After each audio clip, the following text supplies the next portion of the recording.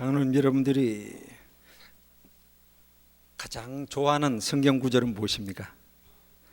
아마 신앙생활하면서 나는 어느 구절이 제일 마음에 든다, 늘 암송한다, 또 그 말씀의 은혜를 받는다 하는 구절들이 있을 것입니다. 이 시간 한번 생각해 보시기 바랍니다. 어느 구절이신지. 저도 역시 좋아하는 구절들이 있습니다.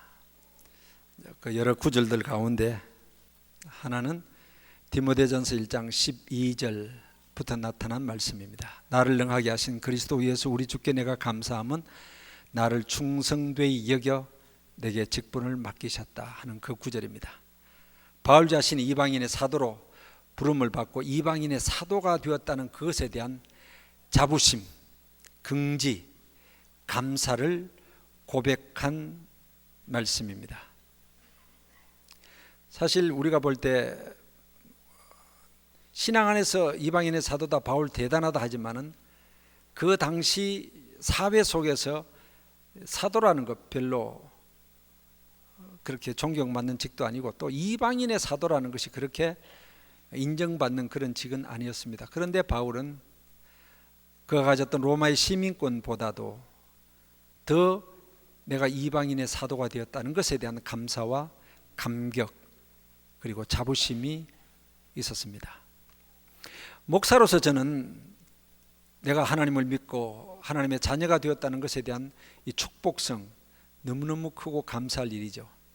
그런데 그 가운데 목사가 되었다, 하나님께서 나를 목사로 삼아주시고 세우셨다, 여기에 대한 감격은 그 어느 것과 비교할 수 없을 정도로 크고 감격스럽습니다. 아마 장로님들도 마찬가지일 겁니다. 내가 장로가 되었다는 것, 교회 안에 주어진 이 장로라는 직분 때문에 감격하실 것입니다. 야, 내가 장로다. 꼭 같은 감격이 목사에게나 장로에게나 있다고 생각이 되어집니다. 그런데 성경을 통해서 볼 때 우리는 이 영광스러움과 동시에, 우리의 직분에 대한 영광스러움과 동시에 무한한 책임이 있음을 교훈하고 있습니다.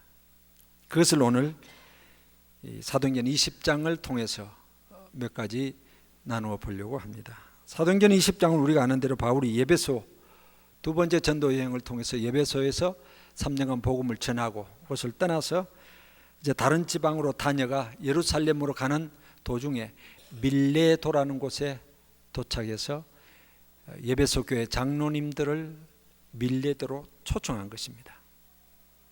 그리고 거기에서 바울의 고별 설교, 바울이 마지막으로 그 장로님들에게 고별 설교를 한 설교가 오늘 본문입니다. 물론 그 앞에 17절부터 이 고별 설교는 시작되고 있습니다. 앞부분이 너무 길기 때문에 그것은 읽지 않았습니다만은 바울이 이 고별 설교를 17절부터 이 마지막 절까지 쭉 하고 있는 것을 보게 됩니다. 17절부터 21절까지는 먼저 자신이 과거 3년 동안 예배소 교회를 목양했던 것을 회상하면서 내가 이렇게 사역했다 하는 것을 먼저 이야기합니다.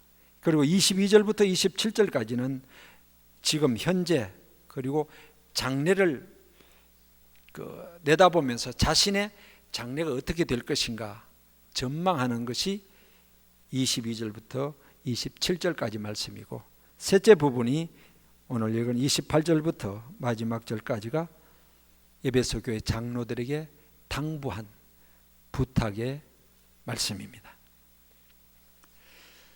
굳이 목사와 장로를 구별할 필요가 저는 없다고 봅니다. 장로교 정치에서 목사와 장로는 똑같은 장로며 단지 목사는 가르치는 사역을 함께하는 장로. 그래서 베드로는 나는 너희들과 함께 장로된 자요, 베드로전서 5장에서 그렇게 교훈하고 있습니다.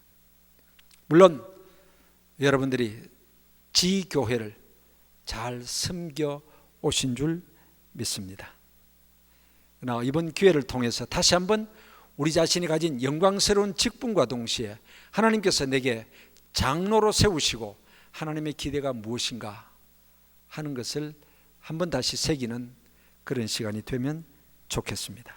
하나님께서 주신 직분에 충성할 때 여러분 자신과 여러분의 가정과 자자손손까지 하나님의 놀라운 은혜와 축복이 있을 줄로 믿고 그런 축복의 삶이 되기를 주의 이름으로 축원합니다. 첫째 생각할 것은 28절 말씀 가운데 나타난 삼가라는 단어입니다. 너희는 자기를 위하여 또는 온 양떼를 위하여 삼가라. 바울의 당부입니다. 에베소 교회 장로들 향해서 바울은 여러분 삼가십시오, 그렇게 당부를 합니다. 장로는 삼가야 된다는 말입니다. 이 삼간다는 것이 무슨 뜻이냐?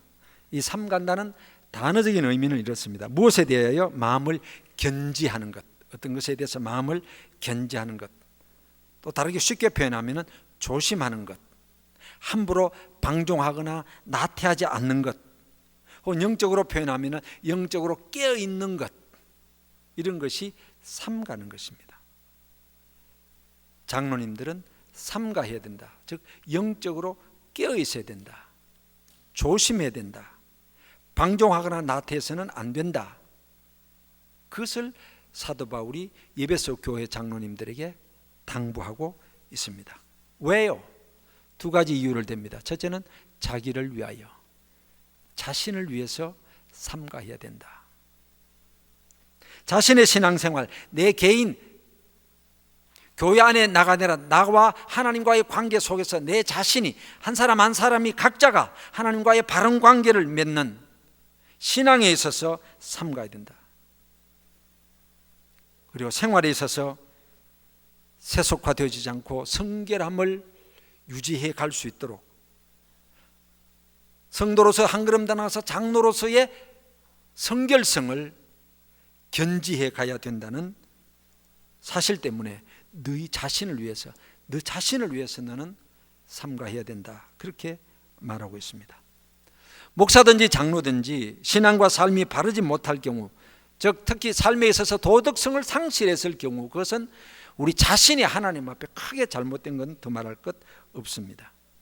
우리 자신이 믿음과 성결한 삶을 힘쓰지 않으면 내가 목사라는 이유 혹은 장로라는 이유 그 자체가 우리에게 믿음을 주거나 우리의 삶을 성결하게 만들지는 않습니다. 직분 그 자체가 우리에게 무엇을 주는 것은 아니라는 사실입니다. 그래서 사도 바울 자신도 고린도전서 9장 27절에 내가 내 자신을 처복종시킨다 그랬습니다. 바울과 같은 위대한 사람조차도 내가 내 자신을 처복종시키지 않으면 내 자신이 신앙적으로 버림이 될까 두렵다, 그렇게까지 자기 경성, 자기 채찍질을 했던 것을 보게 됩니다. 대부분의 장로님들이 잘 하시고 계시지만 가끔 들려지는 소문들이 그렇게 덜 좋은 소문들, 물론 목사들 세계도 그런 소문들을 듣습니다. 똑같이 그런 것을 들을 때 참 황당하기도 하고 가슴 아픈 경우가 있습니다. 어느 교회에서 장로님을 선출하는데 거기에는 독특한 제도에 의해서 교인들 지금 말하면 구역장, 순장들을 통해서 추천되어서 가장 참 훌륭하고 꼭 우리 교회 장로님 될 분이라고 이렇게 그런 시스템을 갖고 있는 교회 이야기입니다. 교회 이름은 안 밝히겠습니다. 우리 교회는 아닙니다. 오해 마십시오. 근데 어느 교회에서 거의 모든 사람이 야 저분 같으면 하고 그냥 순위 1번으로 이제 추대될 분이었습니다. 근데 그분이 그렇게 되었다는 것이 소문 나자 한두 사람을 걸쳐서 어떤 분의 복잡합니다. 이야기가 친구에 의해서 드러났는데 미안하게도 이중생활하고 있다는 사실입니다. 그것이 이중생활하는 당사자, 그 사람 나하고 어떤 그런 관계 있는데 분명히 가정이 있으면서 또 다른 이중적인 생활하는 그런 것이 터져가지고 교회적으로 큰 낭패를 당했던 그런 경우도 있습니다.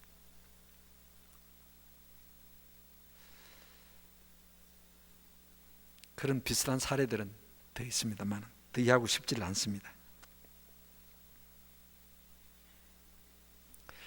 출애굽기 3장에 보면은 하나님께서 모세를 부르실 때에 출애굽의 큰 역사, 무슨 일을 맡기실 때에 우리가 아는 대로 출애굽기 3장에서 네 발에 신을 벗으라는 말씀을 하십니다. 신을 벗는 것이 어떤 의미냐, 성경학자들이 여러 가지 해석이 있습니다만은 종이 되라는 말씀. 그 당시 종은 신을 신지 않았기 때문에 그렇습니다. 그보다 더 중요한 의미는 성결. 신은 모세가 신고 다니면서 더러워졌던 것인데 네가 출애굽의 큰 사명, 그 큰 거룩한 일을 네가 하기 위해서는 성결이 요구된다는 것입니다. 내 자신이 성결해야 이 거룩한 일을 제대로 할 수 있다. 그렇게 명령하신 것으로 생각이 되어집니다. 신앙생활하는 어느 누구든지 어떤 직분자이든지 간에 자신의 신앙과 성결한 삶을 제대로 유지하지 않으면 안 되고요. 그것을 위해서 우리는 신앙생활의 기본을 제대로 해야 됩니다. 내가 어떻게 하면 신앙생활 잘할 수 있을까? 내가 어떻게 하면 정말 하나님 앞에 성결한 삶을 살 수 있을까? 다른 특별한 것 아닙니다. 신앙의 기본을 제대로 하는 겁니다. 예배의 충실, 기도 생활, 말씀 생활. 그러나 부끄럽게도 이런 것이 제대로 되어지지 않는 직분자들이 있다는 것입니다. 미안합니다. 목사도 그럴 수 있습니다. 장로님도 그러실 수 있습니다. 내 자신 하나님 앞에 늘 드리는 예배가 바로 되지 않는다면 내가 직분을 가지고 무엇을 하느냐 하는 것이 중요한 것이 아니라 내가 하나님 앞에 어떤 신앙인으로 서느냐 하는 것이 더 중요하다는 사실입니다. 바른 예배 생활이 우리에게 있어야 됩니다. 기도 생활, 말씀 생활. 기본이 안 되면 다른 모든 것은 다 무너지게 되어 있습니다. 두 번째 삼가야 될 이유는 바울은 이렇게 말합니다. 온 양떼를 위하여 삼가라 그랬습니다. 28절에 계속. 양떼는 결국 교회죠. 왜냐하면 평신도보다도 장로님들은 높은 신앙과 도덕성이 요구되기 때문에 그렇습니다. 그래서 베드로전서 5장 3절에 너희들은 양무리의 본이 되라고 그렇게 교훈하십니다. 적어도 나로 인해서 양떼가 실족하지 않도록 그렇게 되죠. 성도들을 위해서라도 목사와 장로는 삼가해야 된다. 교회를 위해서. 오늘날 많은 탄식 가운데 하나가 오늘 한국 사회 속에서 교회가 영광을 잃어버렸다 지적하고 있습니다. 교회가 교회다움을 상실하고 세상에서 교회를 볼 때 교회 하나님의 영광을 잃어버렸다는 것입니다. 오늘 한국교회 전체 속에서 우리가 가장 심각하게 생각해야 될 문제 가운데 하나가 어떻게 하면 오늘의 교회의 영광을 다시 회복할 것인가 하는 것입니다. 교회의 영광을 추락시킨 여러 가지 이유 가운데 미안합니다. 목사, 장로의 잘못이 중요한 이유가 된다는 사실입니다. 내 영적인 삶이 약화된다는 것은 내 개인의 위기뿐만 아니라 내가 몸담고 있는 교회의 위기를 가져옵니다. 회복해야 됩니다. 우리의 영성을. 저는 이 짧은 1박 2일이지만은 이 짧은 기간 속에서라도 우리의 영성을 다시 한번 회복시키는 그런 기회가 되면 좋겠습니다. 말씀에 좀 더 깊이 들어가야 되겠다. 기도 생활 좀 더 힘써야 되겠다. 예배의 영광이 나타나고 예배를 통해서 내 자신의 은혜 받고 성령으로 충만해지는 그런 예배의 삶이 되어야 되겠다는 이런 다짐들을 우리가 할 수 있다면 하나님이 기뻐하시는 이번 집회가 될 줄로 믿습니다. 두 번째는 19절 말씀 19절에 보면 그 모든 겸손과 눈물이며 유대인의 관계를 인하여 당한 시험을 참고 주를 섬긴 것과 하는 말이 있습니다. 섬긴 것, 섬기라는 말입니다. 첫째는 삼가라, 두 번째는 섬기라는 말입니다. 이 부분은 바울 자신이 3년 동안 내가 어떻게 예배소 교회에서 일했는가 하는 것을 장로님들에게 이야기하는, 회고하며 이야기하는데 그는 이렇게 말합니다. 나는 섬겼다. 그런 말씀이 있습니다. 19절에 섬겼다. 내가 너희들에게 어떻게 섬긴 것을 너희가 알지 않느냐. 이 섬겼다는, 섬겼다는 단어는 듀리온이라는 헬라 말입니다. 이것은 둘로스라는 말에서 파생된 단어인데, 둘로스는 우리가 아는 대로 종이죠. 노예. 내가 3년간 종의 심정으로 섬겼다는 말입니다. 종은 섬기는 것입니다. 더욱이 종은 절대 순종이죠. 종은 자기 의지, 에고가 없습니다. 내 뜻, 내 것이 아니라 하나님 주인의 뜻, 주인의 것. 그렇지, 여기서 섬겼다는 단어는 나는 종으로 섬겼다는 말입니다. 종 같은 마음으로 주의 몸된 교회를 섬겼다는 것입니다. 그 섬길 때에 겸손, 눈물, 인내, 세 가지를 말하고 있습니다. 내가 어떻게 종으로 섬겼는가? 19절에 보면 모든 겸손하게 섬겼다. 나 눈물로 섬겼다. 때로 울 때도 있었다. 주의 몸된 교회를 섬기다가 울 때도 있었고, 그리고 여러 가지 시험들이 있었지만 인내, 잘 참았다. 겸손과 눈물과 인내로 종같이, 종으로 살았다. 종으로 섬겼다. 그런 말입니다. 우리가 아는 대로 교회 모든 직분은 섬기기 위해서 주신 것입니다. 그런데 부끄럽게도 자칫 섬김이 아니라 굴림으로 나타날 때가 있습니다. 한국교회 병폐를 많은 분들이 지적합니다. 신학자들이 혹은 목회자들이 지적하는데, 그 가운데 하나가 뭐냐 하면은 교회 안의 직분에 대한 계급의식입니다. 교회 안의 모든 직분은 섬기기 위해서 주어진 직분이지 계급이 아니다. 계급의 특징은 점점 올라갑니다. 군대 계급이 점점 올라가죠. 회사 직제에 따라서 점점 올라가지 않습니까? 그러나 교회 안에 주어진 직분은 온전한 섬김이지 계급이 아니다. 그런데 부끄럽게도 자꾸만 계급의식이 한국 교회 안에 참 많습니다.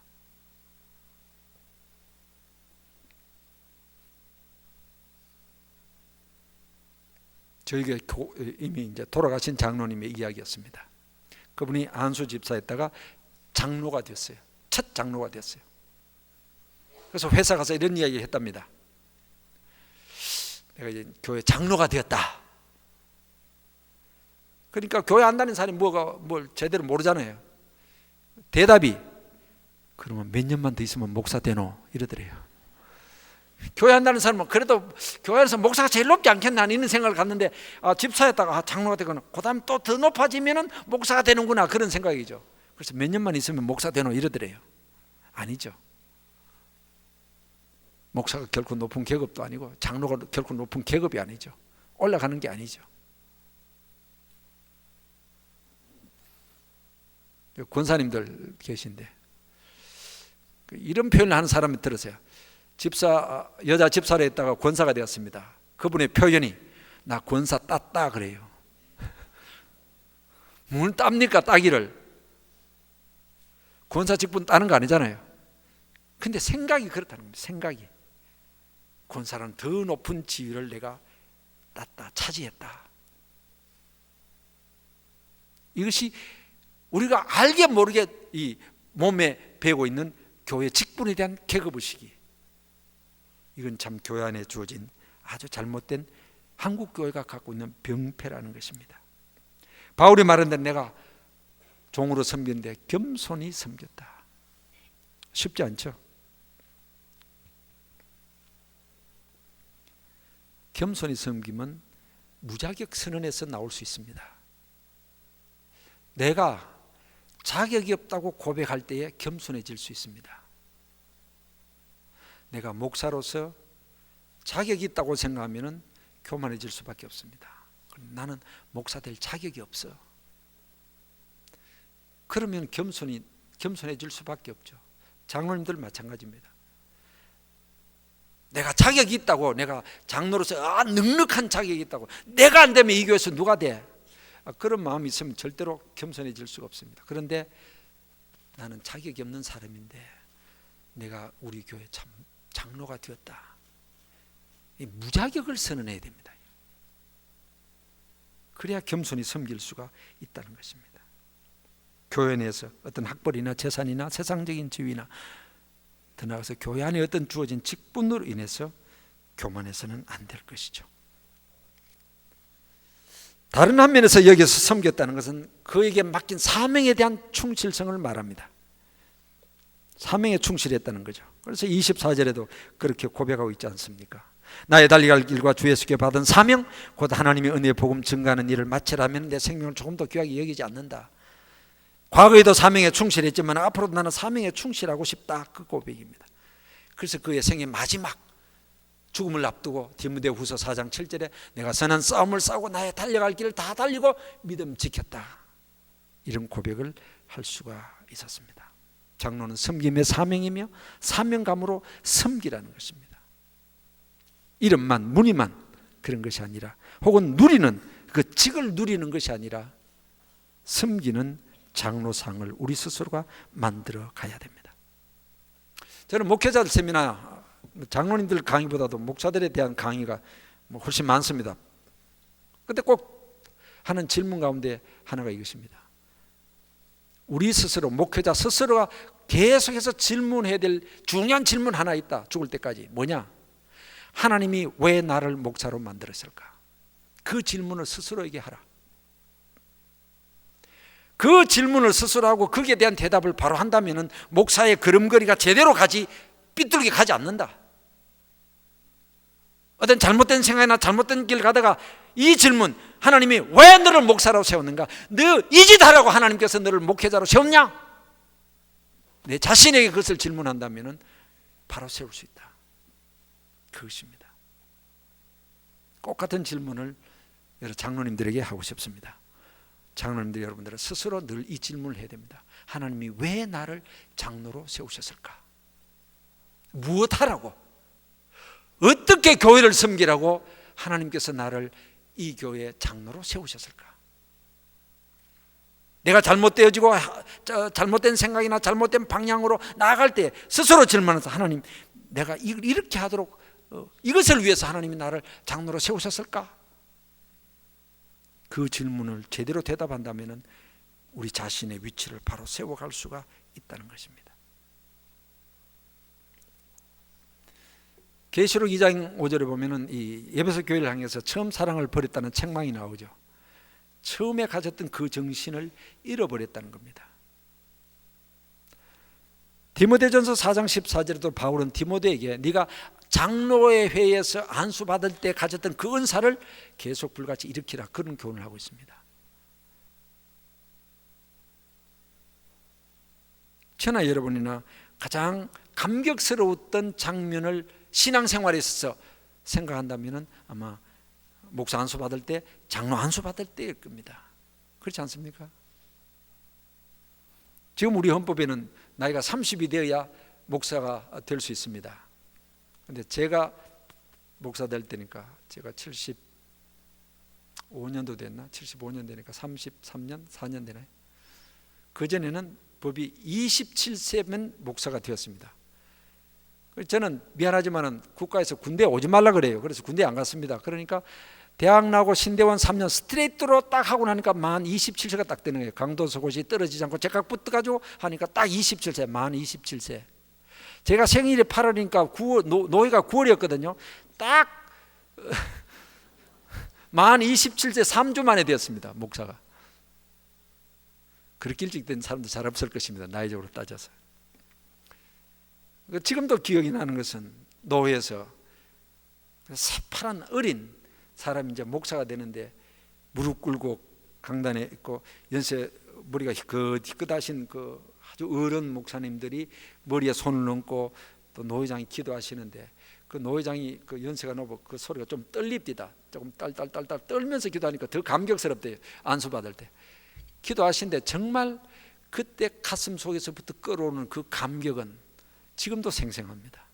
그리고 나도 모르게 눈물 콧물 막 쏟아지면서 그냥 이제 난 죽었다. 이제 목사는 죽는 거다 생각했거든 저는 그 당시. 근데 요새 젊은 목사들은 목사 되면 사는 거로 생각하더라고요. 생각이 다른 것 같아. 이젠 죽었다. 제대로 하지도 못하면서 아골골짝 빈들에도 복음 들고 가겠습니다. 그 당시로서는 그냥 막 결심하고 또 기도하고 그냥 굉장히 했습니다. 그 당시 그 감격이 있어요. 요새는 제가 이제 후배 목사님들 안수하는 나이가 되었습니다. 이제 노예 안에서 위치가 그래 되다 보니까. 근데 요새 목사 되는 사람들은 이 생각이 다른지, 내가 그 세대 차이로 내가 잘못 생각하고 있는지, 요새 목사 되는 사람이 잘못된 내가 지금 혼동되는데요. 눈물 한 발 안 흘려요. 메롱메롱합니다. 떨망떨망해요 그냥. 모르겠어요. 다른 노예는 잘 모르지만 우리 노예 안에는 내가 여러 번 경험했어요. 안수받고 그냥 이렇게 눈물 닦아 나오는 사람 거의 보기 힘듭니다. 이게 도대체 어쩌자는 거예요. 안수 받을 때도 그 정도 감격 없이 목사가 되게 된다면 이거는 참 문제다. 그러면 젊은 목사 이렇게 이거 목사님 같은 기성세대 잔소리하지 마세요 이럴지 모르겠어요. 하여튼 그러면 할 수 없고. 그래서 저는 우리 교회에서 지금 있는 강도사님, 과거부터 그랬습니다. 수년 동안 우리 강도사님이 이제 목사 안수 받아라 그러면은 지난주도 그랬습니다. 목사 안수 받기 전 일주일 전에 기도원 가라. 무조건 기도원 보냅니다. 가가지고 이런 좋은 수양관에 있지 말고 그냥 아주 후진 기도원 가가지고 그냥 심각하게 일주일 동안 기도하고 오느라. 내가 정말 목사 안수 받아야 되겠네, 안 받아야 되겠는가? 받고 난 뒤에 지금 물으려고 하면 굉장히 복잡해져요. 그러니까 안수 받기 전에 강도사 때 집어치우면 그건 또 더 간단하니까 정말 기도하면서 하나님이 나를 목사로 세우시냐 안 세우느냐, 정말 내가 목사가 돼야 됩니까 하고 그냥 막 기도해봐라. 그리고 금식하면 더 좋고, 금식 못하겠다 한 끼라도 금식하고 하여튼 몸부림치고 결단 내리고 오느라. 그래야 그러고 나서 그래 하나님께서 나를 목사로 세우신다 그러면 안수 받으라. 그렇게 주문하고 있습니다. 금년도 3살인데 3사람 그렇게 하라니까 아마 이번 주가니까 다음 주간에 갈 겁니다. 장로님들 여러분들 어떠세요? 장로 그 안수 받을 때 어떤 분이 10년 전, 1년 전, 5년 전, 뭐 20년 전 그런 분이 있죠. 한번 생각해 보세요. 내가 장로 안수 받을 때 어떠했는지. 뭐 눈물 콧물이 안 되더라도 그래도 가슴이 좀 뭉클해지고 그냥 내가 장로가 이제 되는구나, 하나님이 나를 장로로 세우시구나, 장로로 내가 교회를 잘 섬겨야 되겠다, 정말 양무리에 보내야 되겠다, 목사님의 큰 힘이 되는 장로가 되겠다, 뭐 여러 가지 생각했을 것 아니에요. 기도하고. 이제 그것이 내 마음속에 그대로 살아있느냐, 그것이 내 삶 속에 내가 장로로서 섬기는데 이렇게 실천되어지고 있느냐는 것을 이 시간 한번 생각해 보자는 거예요.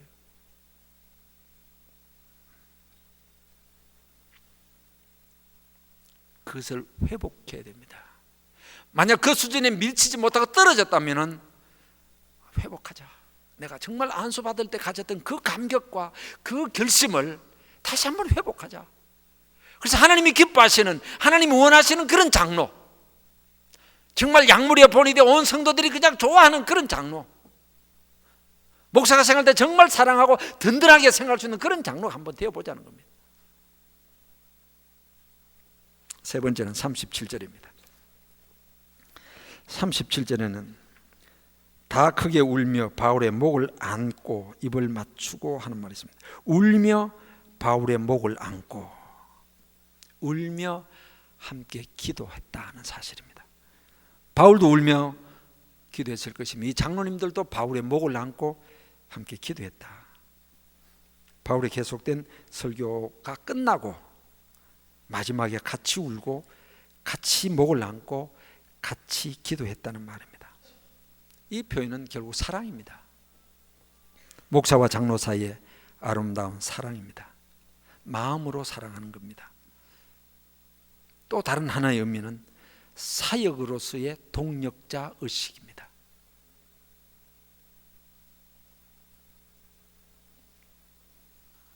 여러분의 목사님을 사랑하십니까? 여기 오신 분들은 다 좋은 분들만 오세요. 질문할 필요가 없죠. 예. 이거는 우리 목사들이 먼저 생각해야 됩니다. 사역을 할 때 장로님들을 동역자 의식으로 대하는 겁니다. 함께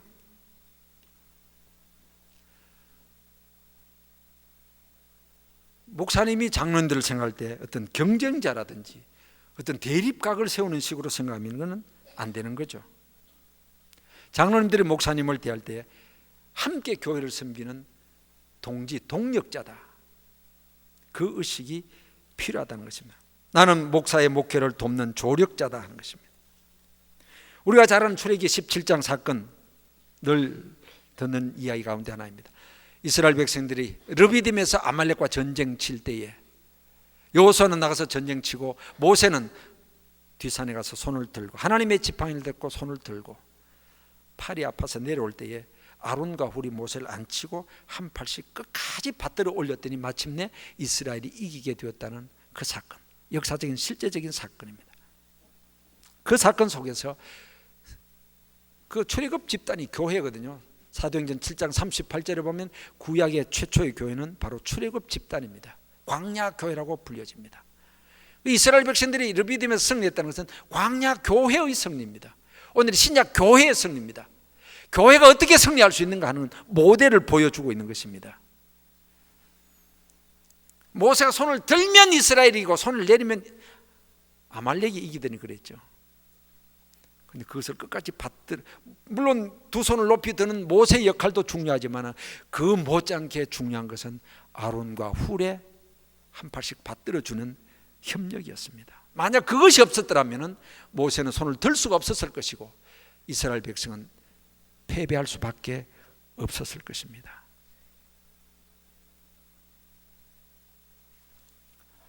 이런 관계성의 회복이 참 중요합니다. 오신 여러분들의 교회는 그렇지 않겠지만 오늘날 많은 한국 교회가 목사님과 장로님 사이에 어떤 동역자 의식, 협력자 의식이 상실되어지고 대립적인 존재로 나가는 경우가 있고, 그것 때문에 오늘 교회가 아파하고 교회의 권위가 실추되어지고 성도들이 아파하는 경우를 많이 보게 됩니다.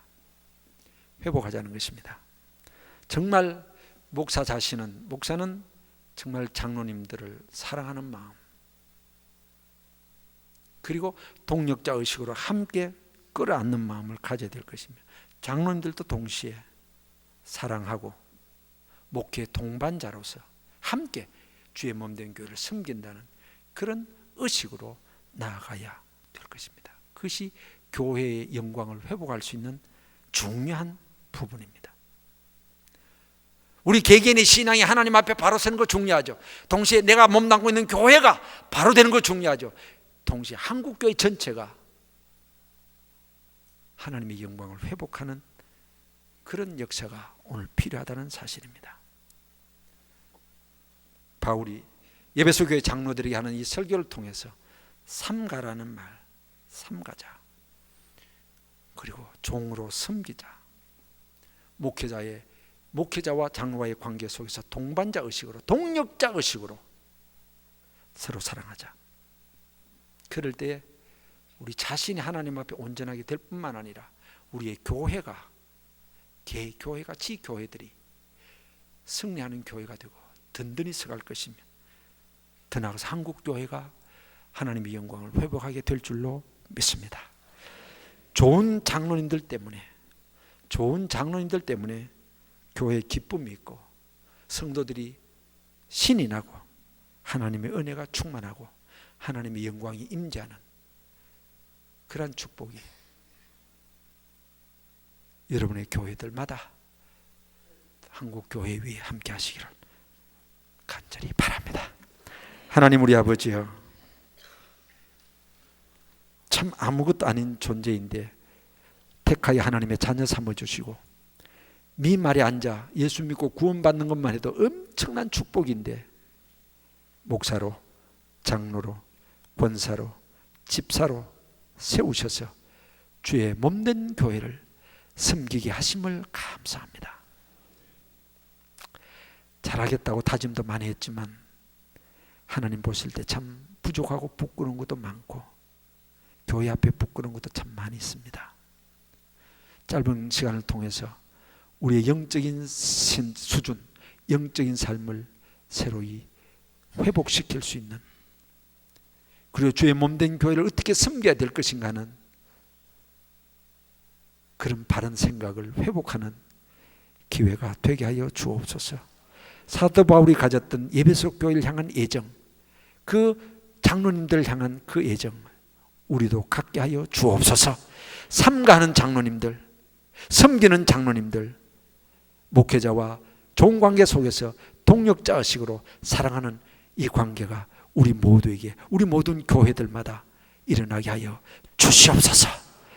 하나님 아버지, 우리 모든 교회들, 특별히 교경협에 속한 모든 교회들이 든든히 서가게 하시고 하나님 기뻐하시는 교회 되게 하시고, 교경협에 속한 모든 목회자들이 바로 설 뿐만 아니라 장로님들이 함께 바로 서서 하나님의 영광을 회복해 하여 주시옵소서. 예수님의 이름으로 기도하옵나이다. 아멘.